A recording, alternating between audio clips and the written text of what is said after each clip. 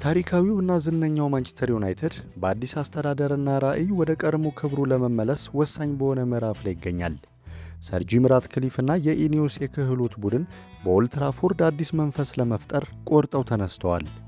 የክለቡ የዝውውር ፖሊሲ ከዚህ ቀደም ከነበረው ስም ላይ ያተኮረና የተጋነነ ገንዘብ የሚፈስበት አካሄድ ተቀይሮ አሁን ላይ በስታቲስቲክ የተደገፈ ለቡድኑ ሚዛን የሚጠቅምና የወደፊት ተስፋ ያላቸውን ወጣቶች የሚያካትት ስልታዊ መንገድ እየተከተለ ይገኛል። ይህ ዘገባ በክረምቱ የዝውውር መስኮት ክለቡ ትኩረት ያደረገባቸውን አበይት ጉዳዮች፣ የተጫዋቾች ዝርዝርና የውስጥ ስጋቶችን በጥልቀት ይዳስሳል።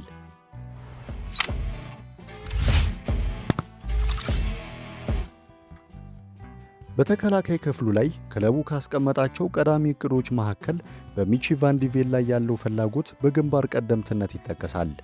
ቫን ዲ ቬን በሜዳ ላይ ያለው ግዙፍ ቁመና፣ አስደናቂ ፍጥነትና ኳስን ከኋላ መስርቶ የመውጣት ብቃት በክለቡ ዘንድ ትልቅ ግምት ተሰጥቶታል።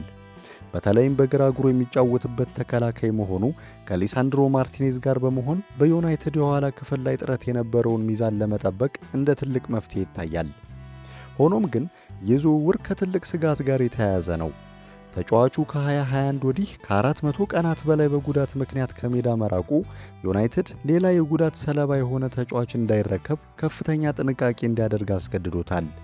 የክለቡ የሕክምናና የዝውውር ቡድኖች የተጫዋቹ አካላዊ ብቃት ከሚከፈልበት የ40 እስከ 50 ሚሊዮን ፓውንድ ዋጋ ጋር የሚመጣጠን መሆኑን ለማረጋገጥ ዝርዝር ጥናት እያደረጉ ይገኛሉ። ከአዳዲስ ዝውውሮች ባሻገር በክለቡ የውስጥ መዋቅር ውስጥ የታዳጊዎች ልማት ትልቅ ትኩረት አግኝቷል። በተለይም ሌኒ ዩሮና ኢድን ሄቨን የተባሉት ወጣት ተከላካዮች በክለቡ ባለሥልጣናት ዘንድ ከፍተኛ አድናቆት እየተቸራቸው ነው። የክለቡ የውስጥ ምንጮች እንደሚሉት የእነዚህ ሁለት ወጣቶች ጥምረት ወደፊት እንደ አርሰናሎቹ ጋብርኤልና ሳሊባ አይነት ዓለም አቀፍ ደረጃ ያለው ጥንካሬ የመፍጠር አቅም አለው። ዩናይትድ በቀጣይ ዓመት ወደ አውሮፓ ሻምፒዮንስ ሊግ ለመመለስ በሚያደርገው ጥረት እነዚህን ወጣቶች ቀስ በቀስ ወደ ዋናው ቡድን በማሳደግ የቡድኑን ጥልቀት ለመጨመር አቅዷል። ይህ አካሄድ ክለቡ በገንዘብ ብቻ ሳይሆን በታዳጊዎች ላይ ተመስርቶ ለመገንባት የያዘውን አዲስ ፍልስፍና በግልጽ ያሳያል። የአማካይ ክፍሉን በተመለከተ ክለቡ ካርሎስ ባሌባን እንደ ዋነኛ ኢላማ ወስዶታል። ባለፈው የውድድር ዘመን ክረምት ላይ ዩናይትድ 75 ሚሊዮን ፓውንድ ለማቅረብ ቢዘጋጅም ብራይተን ግን ከ100 ሚሊዮን ፓውንድ በላይ በመጠየቁ ዝውውሩ ሳይሳካ ቀርቷል። አሁን ላይ ግን የተጫዋቹ ዋጋ ወደ 50 ሚሊዮን ፓውንድ ዝቅ ማለቱ ለዩናይትድ ትልቅ ዕድል ሆኗል። ባሌባ በሜዳ ላይ ያለው ጉልበትና ኳስን የማቋረጥ ብቃቱ ቢደነቅለትም በዚህ የውድድር ዘመን በ15 ጨዋታዎች ላይ ቀድሞ መቀየሩ የተጫዋቹን ወጥነትና የ90 ደቂቃ ብቃት ጥያቄ ውስጥ ጥሎታል። ከባሌባ በተጨማሪ ክለቡ እንደ ማቲዩስ ፈርናንዴዝ፣ አሌክስ ስኮትና ጆ ጎሜዝ ያሉ ተጫዋቾችን በጥብቅ እየተከታተለ ይገኛል። ይሁን እንጂ ሳንድሮ ቶናሊን የመሳሰሉ ከፍተኛ ዝና ያላቸውን ተጫዋቾችን የማስፈረም ዕቅድ ከዝውውር ዋጋና ከደሞዝ ክፍያ አንጻር ለክለቡ አሁን ካለው የፋይናንስ አቅም በላይ እንደሆኑ ታምኖበት ለጊዜው ከዝርዝሩ ተሰርዘዋል። በሌላ በኩል የማኑኤል ኡጋርቴ ሁኔታ በኦልድ ትራፎርድ ከፍተኛ ውዝግብ ፈጥሯል። ሰር ጂም ራትክሊፍ ተጫዋቹ ካለው ዝቅተኛ አፈጻጸም አንጻር በዝውውር መዝገብ ላይ እንዲሰፍር ፍላጎት እንዳላቸው መረጃዎች እየወጡ ነው። ኡጋርቴ ወደ ፕሪሚየር ሊጉ ከመጣ በኋላ ካለው የጨዋታ ፍጥነት ጋር ለመላመድ ተቸግሯል።